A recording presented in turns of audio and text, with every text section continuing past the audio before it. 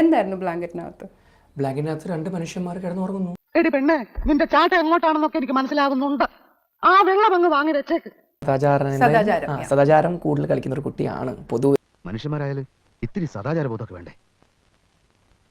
സ്വഭാവത്തിൽ കുറച്ച് ഒരു ചിന്താഗതി കുറച്ച് അങ്ങനെയാണ് അനുമോളിന്. നിന്നെ ആദ്യം കണ്ടപ്പോ തന്നെ എനിക്ക് മനസ്സിലായതാ നീ വെറും കൂതറയല്ല, ലോക കൂതറയാണ്. Anumol is a person who wants gossip from the house.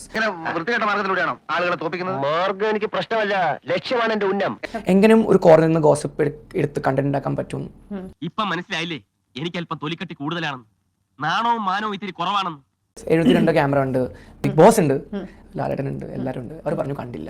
നീ കാണാത്ത പല കാര്യങ്ങളും ഇവിടെ കണ്ടെന്നിരിക്കും. അതൊക്കെ ഗോപാലകൃഷ്ണൻ ഒരു നമ്പർ അല്ലേ? ഇത് എന്റെ ഒരു നമ്പറാ. കാണിക്കുന്നത് അതിൽ വേണ്ട തെണ്ടി. പിന്നെ എന്തിനാണ് അനുമോൾക്ക് അക്സെപ്റ്റ് ചെയ്യാൻ പറ്റാത്തത് ആ കാര്യം? ഇതൊന്നും കണ്ട് വിരളാൻ പാടില്ല കുഞ്ഞുങ്ങളെ. തൊലിക്ക് നല്ല കട്ടിയാണല്ലേ.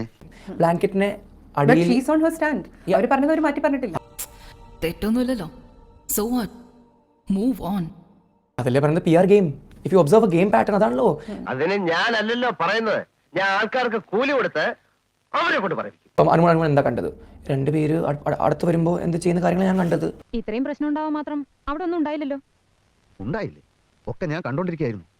2 പേര് അടുത്ത് വരുമ്പോ എന്താ നിങ്ങൾ ഒബ്സർവ് ചെയ്തിട്ടുണ്ടോ? അനുമോള് അതിലെ കയറി ഉമ്മ വെച്ചിട്ടുണ്ട്.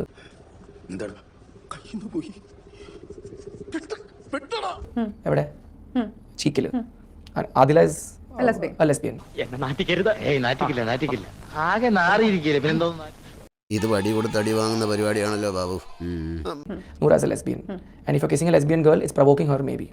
നീയൊക്കെ എന്ത് പോക്കൃത്തരം കാണിച്ചാലും ഞങ്ങൾ സഹിക്കണോ അല്ലേ? Then what is she doing?